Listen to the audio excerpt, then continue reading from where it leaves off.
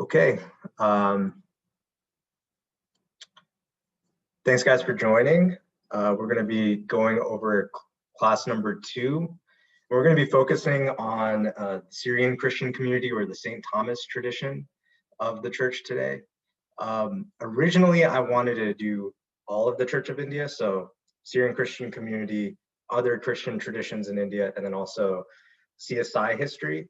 But as I was preparing this, I realized I wanted to do just one class on CSI history, so I'm just separating out everything else for today. I just didn't want to give CSI history short shrift, and as I was preparing this, I realized Syrian Christianity is pretty complicated if you want to understand all the different churches that are out there and how that happened, and also our relationship to that as CSI people, many of us from Madhya Kerala or East Kerala or the Kerala churches. And so because of that, I think it's worth just diving into Syrian Christianity on its own for this class.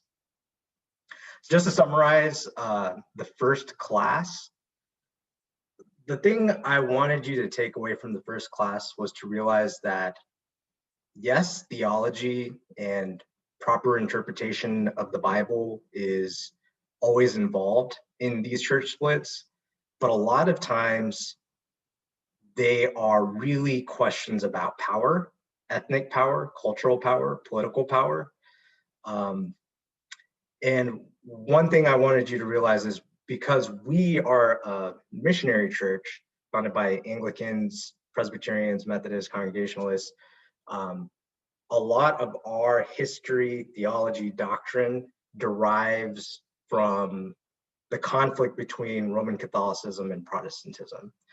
And Anglicanism was this attempt in England. The Church of England was trying to just be exactly that, the Church of England, just the united Protestant church in England. But even though the Church of England has been very successful in all sorts of ways, I think in that higher ambition to be just the one Protestant church in England, they ultimately failed, right? And we see that in the splits with the Puritans or Congregationalists, the Presbyterians, and the Methodists. So I wasn't really able to answer the question about the Papal Wars. I know that was a question in the group me. I just wanted to address that quickly because I do think it's related to the conflict between Catholicism and Protestantism, and it's worth us keeping in mind. Basically what happened is, after the Roman Empire fell, you basically had a remnant of the Roman Empire still operating in the East, in the sort of Greek-speaking portion of the empire. And that empire it's now known as the Byzantine Empire. So it continues on for 1,000 years afterward. But in the Western part of Europe, there's basically chaos. And that era of history is known as the Dark Ages, because basically what was happening is you were having northern Germanic tribes invading, sacking, looting, plundering the more civilized parts of Southern Europe, like in Italy, Spain, parts of France, that kind of thing. And so in that context, the only hope for civilization really was the Catholic Church. And so the Catholic Church basically took up power. They started raising armies to defend cities, those kinds of things. And so the Pope became this very important political leader. And eventually things stabilized between one Germanic tribe, the Franks, who become the ancestors of the French, and the Catholic Church. And the Pope crowns one of the king of the Franks as the new Holy Roman Empire emperor.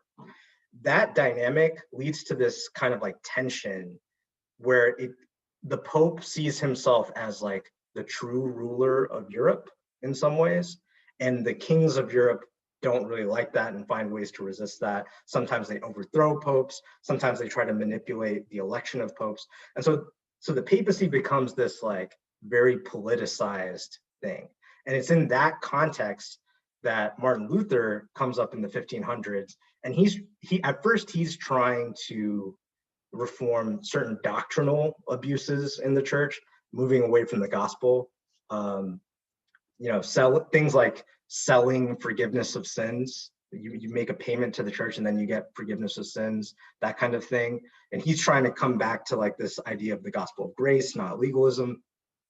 But as that effort continues, he starts to see that more and more that doctrinal abuse can't really be reformed unless the entire like institutions of the Catholic Church are reformed as well, and that the papacy is no longer seen as like a political ruler. And that's the point at which like the Protestants are excommunicated and the Reformation sort of takes off. So I'm compressing a lot of history into like a 5-minute discussion, but that's basically what happened there. Okay, this is just a summary of one of the slides from last time. And I'm just bringing it up again to show you sort of the distribution of Christians around the world. A lot of what we're going to be talking today when we talk about Syrian Christians is we're talking about that 60%. They're included within the 60% because the vast majority of Syrian Christians are Catholic or Orthodox. We, the CSI, we're in the 20% classical Protestant, and more specifically, the 12% Anglican, Methodist, or Reformed. So just wanted to help you like kind of situate that. So our goals for today are to basically learn about the St. Thomas tradition, also known as Syrian Christianity. I'll refer to them interchangeably throughout the presentation. And the reason, again, I just wanted to remind you, the reason we're digging so deeply into church history is because I believe when we know church history, we are better equipped to evangelize North America. We're better able to sustain our community into the next generation. And once we understand the differences and how some of them are theological and need to be addressed, but how a lot of them aren't, I think we are more motivated for the reunion of the church. And I think we're better and we're better able, we're more empowered to do that kind of work. And we're more confident in that kind of work. All right, so before I start digging into that, does anyone have any questions about any of the stuff I just said? Are we good?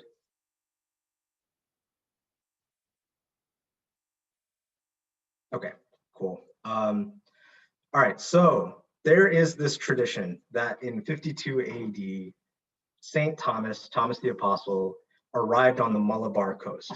Now, some of you might be asking, what is the Malabar coast? It's basically the coast of modern day Kerala. But back then it wasn't called Kerala, it was called Malabar. What kind of evidence do we have for this other than the tradition, like people saying that it happened?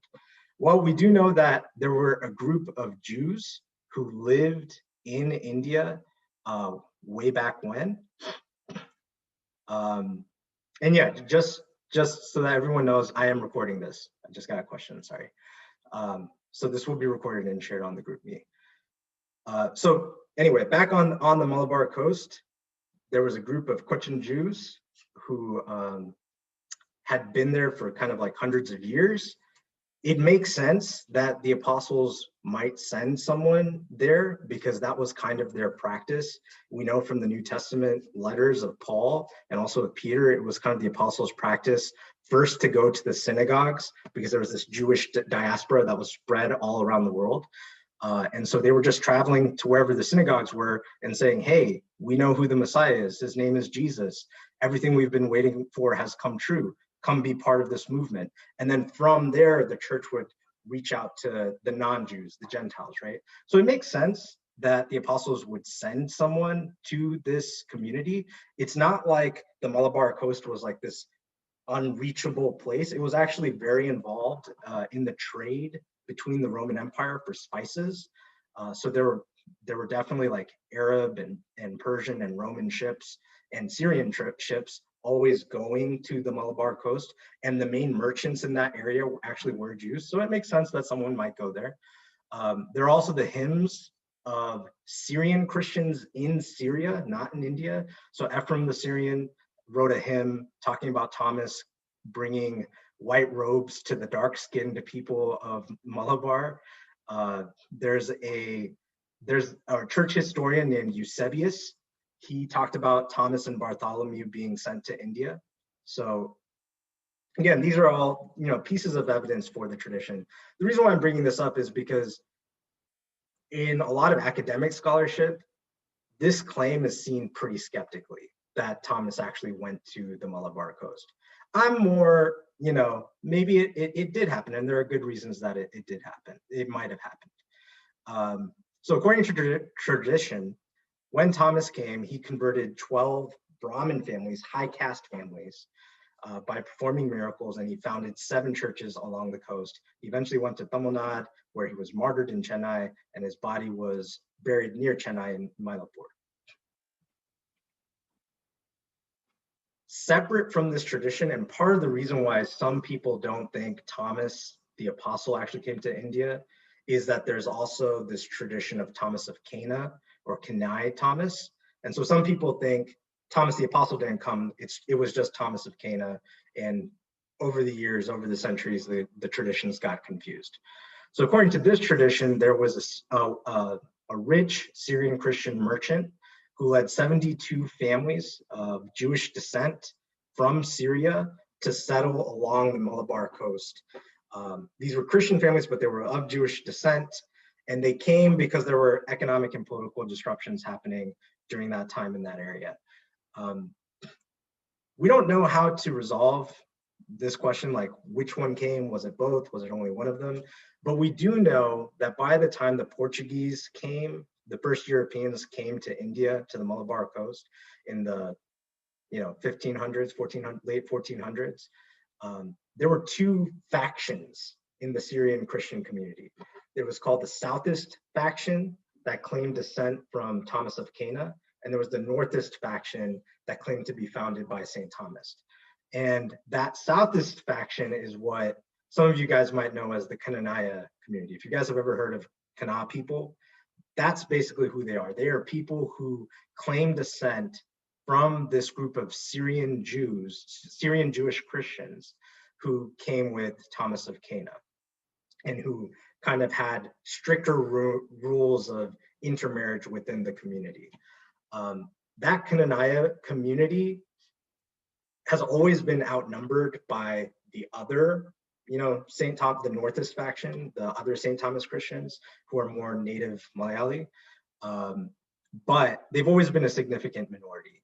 And so everything else that I'm going to talk about that happens to the Syrian Christian community, it happens to them too, but they are always able, because they're a significant minority, they're able to negotiate having kind of their own dioceses within the future churches that come about.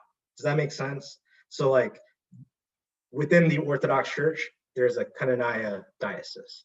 Within the Syro-Malabar Catholic Church, there's a Kananaya diocese.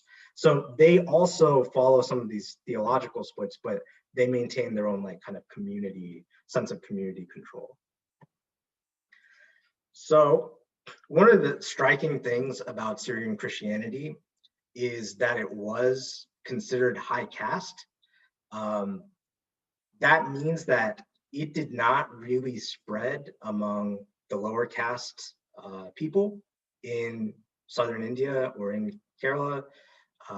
It did spread a little among the high caste communities in Tamil Nadu and Karnataka, but I think that that's something that we can criticize about Syrian Christianity. It never actually like broke out of the caste categories imposed by Hinduism. Instead, it kind of bought into those categories. It accommodated itself to those categories. Liturgically, this church was more associated with the Syriac church. I want to kind of remind you, from the last class, after the Council of Chalcedon, there was a split between sort of the Roman Empire and Greek churches and the other churches, the Syrian churches, the Egyptian Coptic churches, the African churches in Ethiopia. This community, the Syrian Christian community, is associated with the Syriac Christians. And there were 2 main branches of Syrian Christians. There were the West Syriac Christians, who were in Antioch, Syria, actual Syria, and there were the East Syriac Christians in Persia, the Church of the East. And the Syrian Christian community was more associated with the Church of the East initially.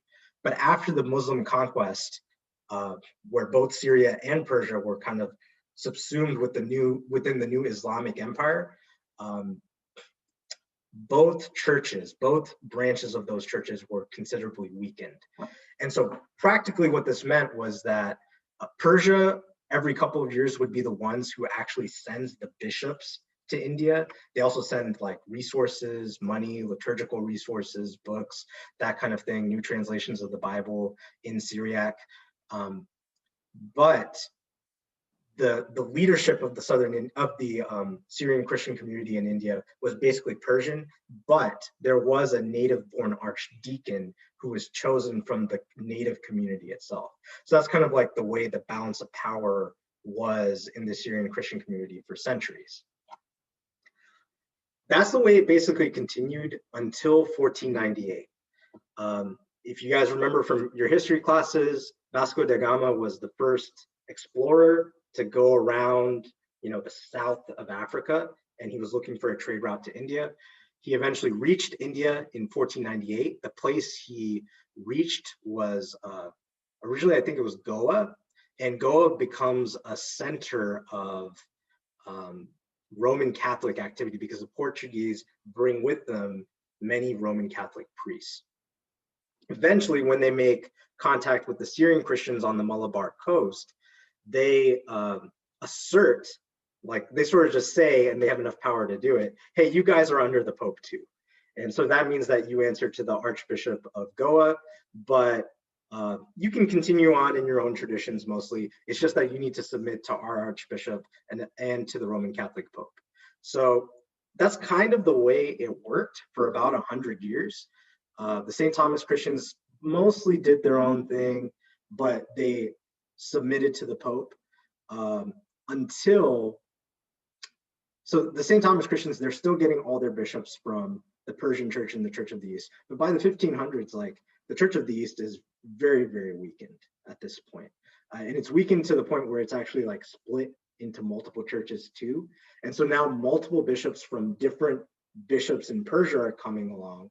And that's confusing the Roman Catholics, that's confusing the St. Thomas people, the St. Thomas Christians.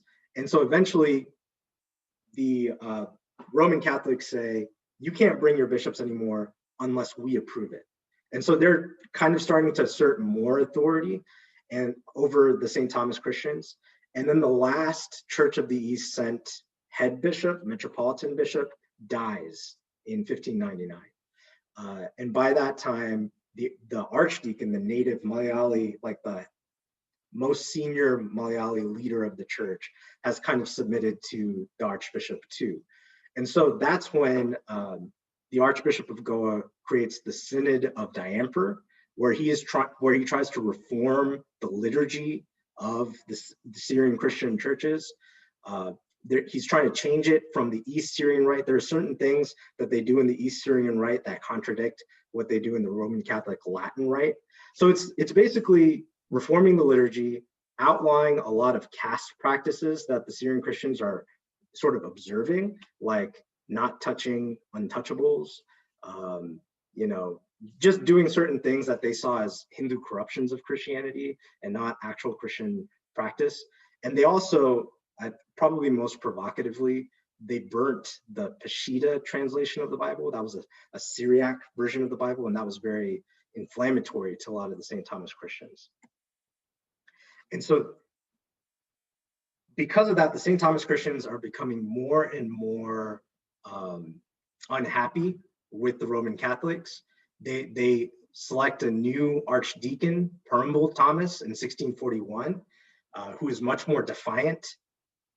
Around that time, the Syrian Christians, because the Church of the East has weakened and the Eastern Syriac branch has kind of weakened a lot, they start appealing more to the Western Syriac Church, to Antioch. And so there's this person who kind of just shows up and he claims to be a metropolitan bishop from Antioch. He's called Ahatala. And the Portuguese say he's an imposter, that he's not a real bishop. Perumble Thomas and the archdeacon and all the St. Thomas Christian leaders, they want to meet with him and sort of try and ascertain if he really is from the Antioch bishop. But before they can do that, he dies. And so there's this allegation that the Portuguese actually murdered him. And so in response to that, in 1653, there's this like huge mass of Syrian Christians who come to a single church. It's the Church of Our Lady. Sometimes it's also called St. Mary's Church, but I guess Our Lady is St. Mary's, so it's not a big difference. And all 200,000, out of the 200,000 Christians who gathered there, it is said that everyone except 400 people swore an oath on a cross to like sort of defy the Pope and to never obey the Portuguese and to be independent. And so then Archdeacon Thomas is prayed over, and 12 priests lay their hands on him, and they declare him to be like the bishop of an independent Indian church. And so he's called Marthoma I, the first Marthoma bishop. Not the Marthoma Church. This is something different. This is an independent Syrian church in India. And later on, he asked for the Church of Antioch, the patriarch, the head bishop of the church in Antioch, to send a bishop to like sort of pray over him and validate his consecration by the people. And that happens later on. And so once that happens, the Syrian Christians are basically saying to the Portuguese, we're not under you. We are mostly independent, but under the supervision of the West Syrian church in Antioch. The Portuguese try to reconcile, that fails. Eventually the Pope sends on his own authority, apart from the Portuguese, a friar to head the Syrian Christians who wanted to remain Catholic. And part of the reason why, as things turned out, more people wanted to stay Catholic is that they actually didn't want to worship according to the West Syrian rite of Antioch. They wanted to worship according to the East Syrian rite. And so if they stayed Catholic under the new friar, they could still worship under the East Syrian rite. And so the way things ended up shaking out, by the 1660s, the Portuguese are driven out of India by the Dutch. The friar who's overseeing the Catholics has to flee. Before he leaves, he consecrates a new leader of the Syrian Christians. He's actually the cousin of the other leader, which must have been an interesting family dynamic. And that consecration leads to a permanent split in the Syrian Christian community. So on the one hand, you have the Malankara Orthodox Church. They are the ones who are under the West Syrian tradition of Antioch. They are actually the minority at first in 1663. 32 of the 116 churches, Syrian Christian churches, were Malankara Orthodox. The bulk of people, 84 of 116 Syrian churches, stayed under the Catholic Church, but they had approval to worship under their East Syrian tradition. And they eventually got approval to select their own bishops, have their own kind of hierarchy, still answering to the Pope, but a little bit more independent than normal Roman Catholic churches. So that's kind of the origins of that initial split within the Syrian Christian community. I just want to, before I move on to other church traditions, I just kind of want to touch on this because some of you guys might know that there is a difference between the Malankara Orthodox Church, or people who say I'm Orthodox, and people who say I'm Yakuba. Have you guys ever heard of that? There's a difference there. And basically what happened is, within the Malankara Orthodox community, in 1912, there's this kind of dispute or question about what exactly the relationship of the Indian church to the Patriarch in Antioch really is.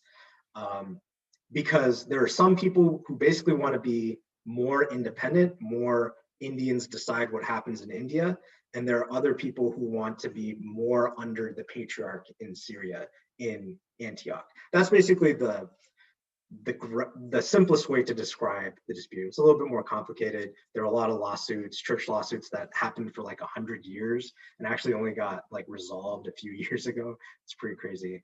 But the result of all of that is that you had a split around 1912 into the Malankara Yakuba Syrian Orthodox Church under the Patriarch of Antioch and the Malankara Syrian Orthodox Church, which still worships under the West Syriac tradition, but is what's called autocephalous in the sense that its head bishop is the only head bishop. It doesn't answer to any other head bishops. Does that make sense?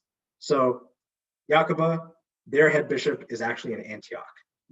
And Syrian Orthodox, their head bishop is in India. That's the difference between the two. So all of this is basically stuff that's been happening in the Syrian Christian community between Orthodox and Catholic communities. Protestantism comes to India once the Dutch, the British, and the Germans start coming. Initially for trade, later on for under the British, it becomes more of a colonial enterprise. So let's dig a little bit more to the British mission in Kerala, where the Syrian Christian community is located. 1793 is when William Carey is sent to India under the Baptist Missionary Society. And 1814 is when the Church of England's Church Mission Society sent 7 missionaries. So it sent them all over India, especially southern India, but all over India, where there aren't any Christians, right? Like 2 in Tamil Nadu, 2 in Bengal, 3 in Kerala, where there are Christians. And over the rest of the 1800s, they end up sending them all over India. And those missionaries from the CMS are the basis for the Church of England in India. In Kerala specifically, the people who were sent to Travancore, I guess I should say a little bit about Travancore. Travancore is a kingdom at this time. There's no such thing as Kerala, right? Travancore is a state in what is now central Kerala. And it was like probably one of the most prominent states in Kerala, one of the wealthiest. And it was also the home to the vast majority of Syrian Christians. They lived in Travancore, or they lived in Cochin. That was basically the 2 main places they lived.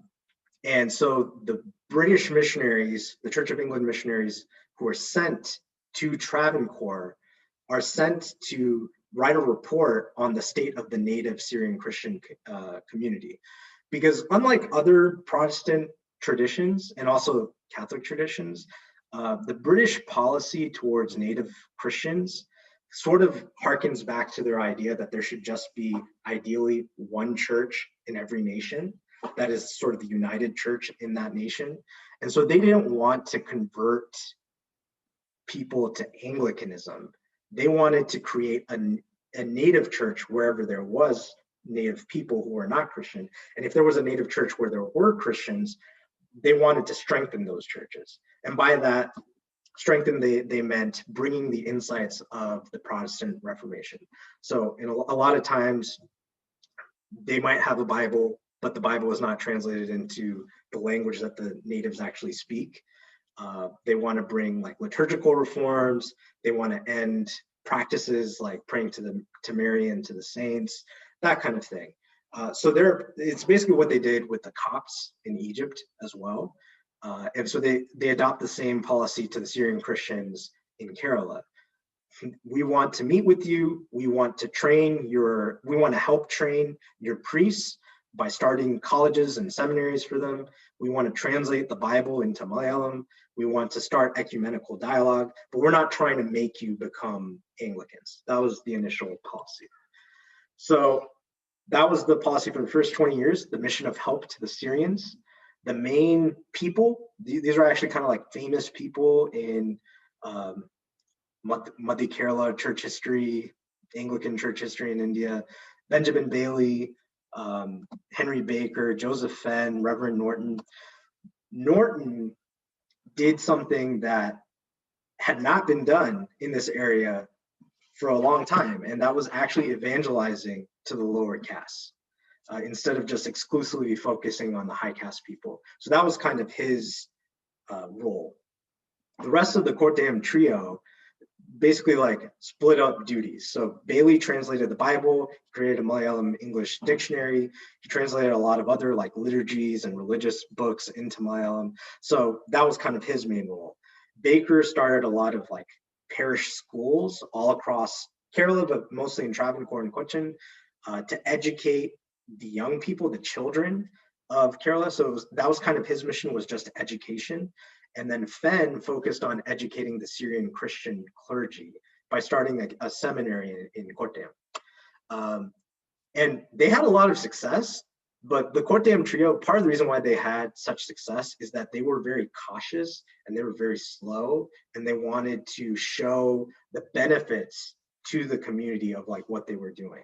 But eventually they went on a furlough, because 20 years is a long time to be in a foreign country doing this kind of work. And new missionaries came in, and those new missionaries partnered with, we'll get into this a little bit later when we talk about the Marthoma Church, but there was a group of Syrian Christians who had been educated by the Corteam Trio, who now are like really excited about reforming the Syrian Christian church, the Malankara church, the Orthodox church. They're very excited about reforming it, but you know, the more senior people really resisted that. And so the new missionaries were much more aggressive and kind of rash. And so the relationship just deteriorated. And eventually the Malankara Orthodox Church in 1836 made a decision like, we're not partnering with the Church of England anymore. We're breaking our relationship with them. So that 20 years, it bore a lot of fruit in that now the Bible was in Malayalam, where it hadn't been before the British missionaries came. Now the liturgy is not just in Syriac, now the liturgy is in Malayalam for the Orthodox Church, right? So it bore a lot of fruit, but eventually the relationship broke down, unfortunately. And so after that, after the relationship was broken, a bunch of the people who were really excited about reforming the Orthodox Church were like, you know what, we're just going to join with the Church of England. The Church of England already did have churches there because they were converting the lower caste people, and also for the British people who were in Kerala. And so 2,000 Syrian Christians in Travancore and Cochin decided, and sometimes it was just not just people, right? It was like entire churches were like, we want to be part of the Church of England. So that was a big thing that happened. That's how Syrian Christians became part of Anglicanism, and they were kind of the bulk of, they were a huge community in the early days of the diocese. At the same time, the missionaries continued their work converting the poor of Travancore, the lesser castes, and I don't mean that pejoratively, I mean just in the eyes of the people, they were seen as like lesser. And they also continued a mission to the Hill Aryans, who were more of a tribal people. They continued their efforts at education. They built CMS College in 1838. My dad went to that college. I know a lot of folks whose you know, parents or grandparents were educated at that college. It was a huge deal. And one of the big things that they were doing was, whereas Syrian Christian efforts at education, and I know if I say this, like if any Orthodox person ever hears me saying this, they'll probably be offended, but it's just true. Like Syrian Christian efforts at education, access to resources, wealth, were restricted to the high caste community. CMS College was founded to be open to everyone and to try and educate everyone who had promise, not just the Brahmins. They also started the first girls' school in India at all, to educate girls. It was actually formed by the wives of the missionaries. They led that. So it was a pretty big deal. They did a lot of really good stuff over the course of 40 years. That Church Mission Society was the main actor in Kerala. In 1876, the church had developed to this point where Church Mission Society started talking to the colonial authorities about setting up an actual diocese in India for Travancore and Cochin. And that was actually a big deal too, because the Church of England kind of had the same attitude that maybe some people in CSI have to North America, which is like, why should we have a diocese there? And it was really, you know, like they're not England, they're India, they're their own thing, they should just do their own thing. And CMS made this case that for the church to be sustainable in India, we need to have native-born pastors and native-born leadership. And the only way that we can do that is if we build up a diocesan structure. And so that's why in 1879, the Church of England ordained J.M. Speechley as the first bishop of Travancore and Cochin and sent him from England to Travancore and Cochin. And the fruit of that was that within 10 years, there were a bunch more native pastors raised up, coming into positions of leadership, like Reverend K. Koshi in 1885. During this period of time, over like 70 years, from 1879 to 1947, the Diocese of Travancore and Cochin just continued its justice and evangelism efforts. They started an industrial school for the Dalit people, who are sort of the lowest rung on the caste ladder, to give them skills to have jobs. It was actually very difficult for Dalits to have any jobs other than working with things like manure, or very unsanitary things, because in society at that time, that's all they were seen as good for. So the industrial school was trying to give them skills to be able to work better jobs. They started the Mothers Union, which ends up becoming the Women's Fellowship. It was this way of giving women leadership. It was actually a very innovative and big deal at the time. They started the Churchman's Fellowship, which, in a lot of churches now is Men's Fellowship. They started Youth Fellowship. And the origin of Youth Fellowship was this recognition that in Indian society, elders are given a lot of respect for a long time. And so you could be kind of in your 20s and 30s and still not really have say in the way churches are going. So Youth Fellowship was this attempt to give those people more say. And one of the leaders of trying to nativize the diocese, bring up native leaders in the diocese, was Bishop Charles Gill.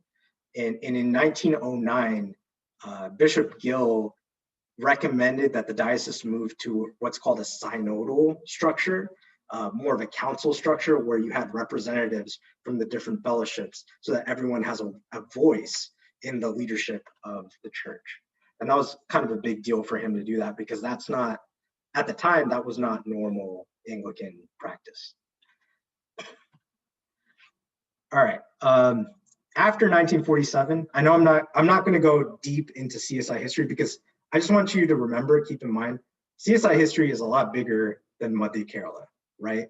But Madhya Kerala is somewhat unique in that it is the relationship of Syrian Christians with Anglicanism. And so because of that, you kind of have to talk about it a little bit differently.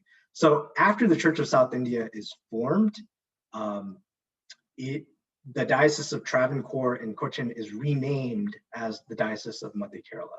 Madhya just means central in Hindi. The first native Malayali bishop for the Diocese of Travancore and Cochin was C.K. Jacob. He was one of the leaders for forming CSI. And he actually presided over the inaugural service of the CSI in September 1947. In 1983, the Diocese of Madhya Kerala grew to such an extent that the CSI Synod in 1983 decided to bifurcate it to form the new Diocese of East Kerala. So that's kind of the origins of the Diocese of East Kerala. And that's kind of common synod practice, is that when dioceses grow, they will split them apart and start new dioceses. Okay, so that's kind of like me closing things off on CSI stuff. We're gonna get into Marthama stuff in a second, but does anyone have any questions about that? I know I covered a lot of stuff, but I just want you to see the relationship between Syrian Christianity and a lot of our church's traditions, because many of us do come from Madhya Kerala or East Kerala. It's a weird type of relationship, right? Because ancestrally, a lot of us claim Syrian Christian heritage, but in terms of the actual governance and theology of the church, it doesn't owe as much to Syrian Christian heritage, if that makes sense. And actually, I think we can talk about this at the end, but I think one hard question that has to be posed to Syrian Christians is, why did it take for the British to come for the gospel to be proclaimed to lower castes and not just restricted to higher caste Christians?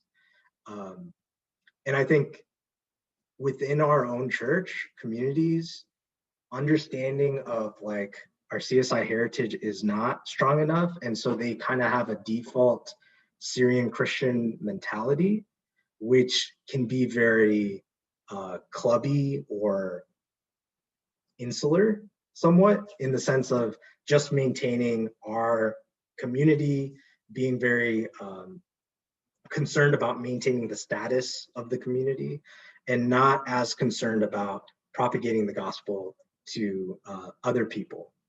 And I feel like if we were able to claim more of our CSI heritage, lean more into that and not as much into our Syrian Christian ancestry for some of us, we would have healthier dynamics within our church. So that's why I thought that was worth talking about. Okay, so around the same time that all of this is happening with the Diocese of Travancore, there's a parallel thing happening within the Malankara Orthodox Church that leads to the formation of the Marthoma Church. So remember, the Anglican missionaries, the CMS missionaries came in the 1800s. They started meeting with clergy, teaching them, training them. 1836, they tried to reform their church. They kind of failed. It was kind of shut down. But even though ties between the Church of England and the Malankara Orthodox Church were severed, those clergy are still in the Malankara Orthodox Church and they still want to reform their church. So specifically, what do they want to do? They want to bring in more insights of the Protestant Reformation. They don't want to have icons, pictures, drawings of the saints. They don't want to have prayers to Mary or the saints. They don't want to have prayers for the dead. They want worship in Malayalam. They don't want to have to require confession to a priest for forgiveness of sins. And they want more personal study of the Bible now that the Bible has been translated into Malayalam and the common person can read it. So the major figure for reforming the Malankara Church was Abraham Malpan. He had been educated by the missionaries. He believed after contact with the missionaries, he believed that the Malankara Church had been corrupted by Persian, Coptic, and Antiochian influences, and he wanted to reform the Malankara Church to what he called its original purity under St. Thomas, right? So the big deal, the thing that kind of put him on the map was when there was this big church festival at Maraman, and he and his followers took an idol of a saint that had been marched around during the festival. They grabbed it and they threw it down the well. and that was a very provocative action, and that was kind of his shots fired moment. That's why Maraman is very important to the Marthoma people as well. So he's trying to do his reforms, Abraham Malpan, but by 1845 he's died. And he's had success. The liturgy is in Malayalam. The leading bishop of the church is actually the metropolitan bishop of the church is actually a reformist in line with Abraham Malpan's principles. So he's seeing success, but there are a lot of people who are also resisting the changes, right? And so because of that, by 1875, the Patriarch of Antioch in Syria, who still at this point is the head of the Malankara Church, he excommunicates the metropolitan bishop, who is reformist, Mar Athanasius. And so that leads to a series of lawsuits over the church's assets between the Reform Party under Mar Athanasius and the Patriarch Party under the Patriarch of Antioch. The lawsuit takes 10 years. In 1889, the court rules in favor of the Patriarch's Party. So the Malankara Orthodox Church maintains control over all the church's assets. Mar Athanasius has been excommunicated, right? All his followers are kind of excommunicated from the Orthodox Church. And so in 1894, they get consecration from another independent church to consecrate their own bishop, who becomes the first leader of the independent Marthoma Church. So what's interesting is they're moving in a Protestant direction, but they still want to kind of stay firmly rooted within the Syrian Christian community. And that's part of the reason why there's a lot of affinity between CSI and Marthoma. But we were kind of both birthed out of the contact between the Syrian Christian community and the British missionaries in the early 1800s. It's just that the CSI people are the people who, once contact was severed in 1836, they just joined the Anglicans. The Marthoma people are the people who stuck around in the Malankara Church for another 60 years, trying to reform it. and then eventually were excommunicated and they formed their own independent church. And because of that affinity, actually, the Marthoma Church was invited into the early discussions about forming a united church. They eventually decided not to join, but because they were part of those early discussions, that's the reason why we consider ourselves sister churches. We worked out agreements to see each other as sister churches. I do want to touch on the St. Thomas Evangelical Church in India. There were people within the Marthoma Church, 70 years later, by the 1960s, who thought that the Marthoma Church had not reformed enough. They were led by a lawyer named K.N. Daniel. He was kind of like a layperson originally. Specifically, he believed that the new head bishop who had been picked in the 1930s had moved away from biblical practice and was reinstituting like too much church hierarchy. That's his allegation, right? Like it was ruled by priests, not ruled by the Bible. That was his allegation. And so because of that, he wanted to reform the Marthoma Church. And so they formed their group and they started sort of teaching outside. They wanted to teach people outside of the official structure of the Marthoma Church how to understand the Bible, how to interpret the Bible, that kind of thing. Obviously, the Marthoma Church didn't like that. And so on November 7th, 1960, they excommunicated 4 priests who were sympathetic to what the Reform movement was trying to do. And so that's what led to the formation of the St. Thomas Evangelical Church of India in 1961. They basically look very similar to CSI or Marthoma practice in terms of like how they have bishops, they have priests, they have deacons. The power of their bishops is a lot more constrained, especially compared to Marthoma. They're only elected for a term. The head bishop is only elected for a term. And they're much more influenced by Zwinglian theology. I'm not going to get into that too much. If you want to ask questions, I can answer that. But basically, Zwingli was, whereas the Anglicans are more influenced by John Calvin and Martin Luther and Thomas Cranmer, Zwingli was more popular in Switzerland.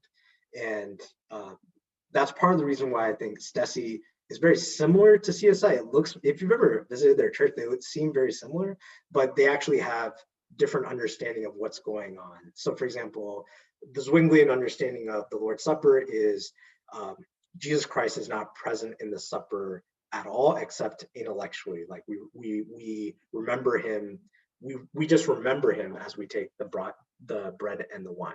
But it would be inappropriate to call the bread and the wine the body and blood of Christ. Whereas the Anglicans believe, we're not like Catholics who think that the bread and wine are transformed into the body and blood, but we do believe that by the power of the Holy Spirit, Christ is present in and with the bread and wine. So I know those are sort of just differences in theological understandings of like the Lord's Supper. This is a neat like chart I found that kind of helps you visualize what happened with the St. Thomas Christians in terms of like all these different churches that they have now. It shows like there's the East Syrian tradition, there's the West Syrian tradition. Basically, the main thing to understand is the vast majority of East Syrians, people who still worship according to the East Syrian rite, became Catholic. They became Syro-Malabar Catholic. The vast majority of the West Syrians are Malankara Orthodox or Yakuba Orthodox. But out of the Malankara Orthodox also came the Marthoma community. They split away from that. And from the Marthoma community came St. Thomas Evangelical. Yeah. Do you guys have any questions about any of that? I know I raced through a lot of stuff. Any questions about the relationship between the Syrian Christians and CSI? Was any of that confusing?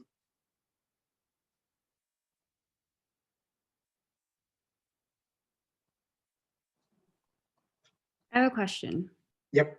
For the most part, was the Church of South India like formed out of those like the lower castes who didn't get evangelized to in the beginning, or is there some Syrian Christians in there as well?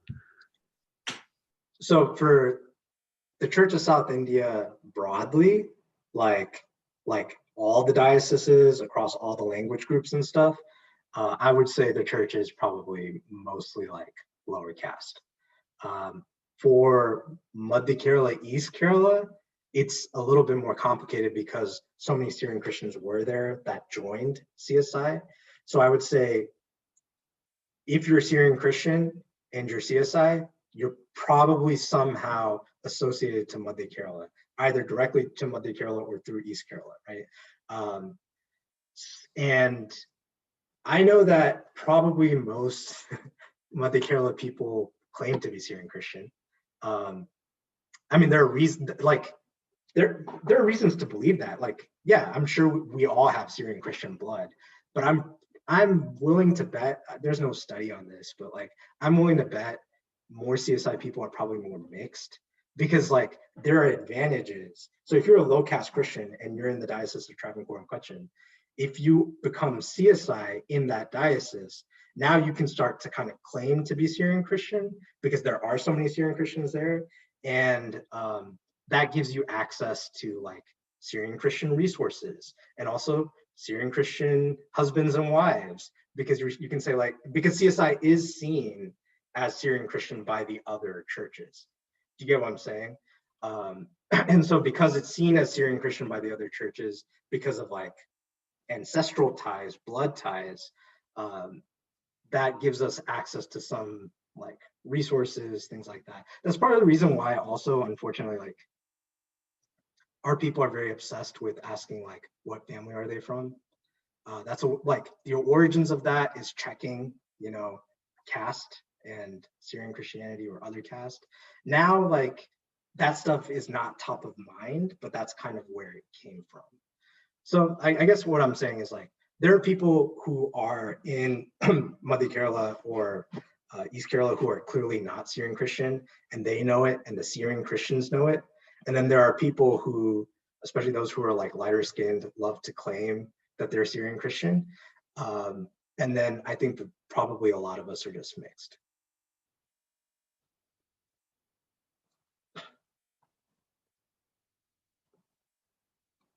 I hope no Syrian Christians watch this video because they might be offended by everything I'm saying. I'm not trying to throw shade, I'm just trying to be accurate. I do think, before we close, just one thing I wanted us to reflect on. I had asked that question, like, why did it take the British coming to start reaching out to the caste? Like, why didn't the Syrian Christians do it on their own? I asked that to be provocative, but I think we need to be a little empathetic to their situation in that they were kind of an isolated community. The rest, where Christianity really took off, you know, it was either wiped out by the Muslim conquest to a large degree, or it really took root where the Roman Empire was. And what ended up happening there was you had the support of the state after a certain point to like help spread Christianity. And so you had strong church bases in like Antioch or in Constantinople or in Rome to like send missionaries out to the rest of Europe over the course of like 1,000 years to basically Christianize, to convert all of Europe. That didn't really happen for the Syrian Christians. They were always much more precarious, right? Like they were very dependent on support from Persia, and Persia was very weakened after the Muslim conquest. And so they were just trying to survive to a certain extent. But in the course of surviving, and they did survive. I mean, like for 2,000 years, it's a pretty amazing story. It's a beautiful story. But in the course of surviving, they accommodated, I do believe they accommodated themselves to a lot of Hindu practices, which prevented spreading the liberating message of the gospel to the lower castes, because that message would have been like it would have upended all kinds of social status, right? Like you're saying to the lower castes, you actually are equal to us, right? And that means you have certain rights and you have certain claims upon us. And that would have cause a lot of persecution for the Syrian Christians if they had gone that route. So instead, they kind of accommodated themselves to the situation. And it's not that the British are morally superior. The British are colonizers, right? But they're outsiders to the situation. And so they're able to see something that is wrong. They see something wrong with that the Syrian Christians themselves were not able to see. The reason I'm saying that is that I think we also have that opportunity in relationship to the church in America and the church in Canada, right? Because we also have that kind of outsider perspective. We've not assimilated to the degree where we've like totally lost that ability to kind of take a step back and see what's going on in the American context.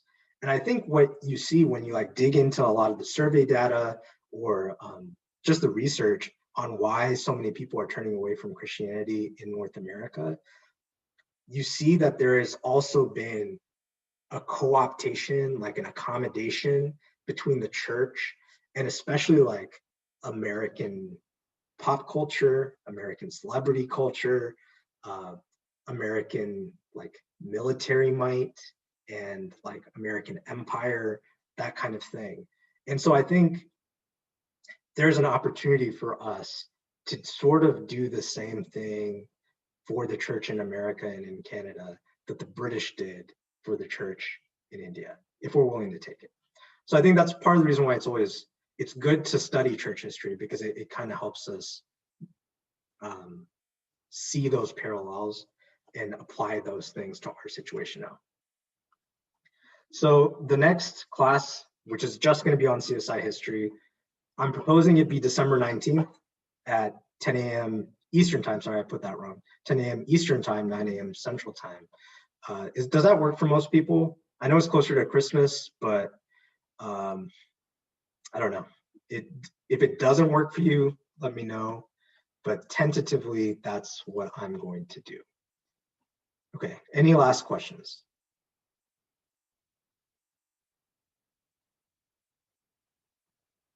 All right, I look forward to seeing you guys next time, and we can talk about CSI history specifically in structure. It's probably going to be my favorite class. So talk to you all then. Thanks, Brian. Bye. Thanks, Brian. Thank you. Thank you.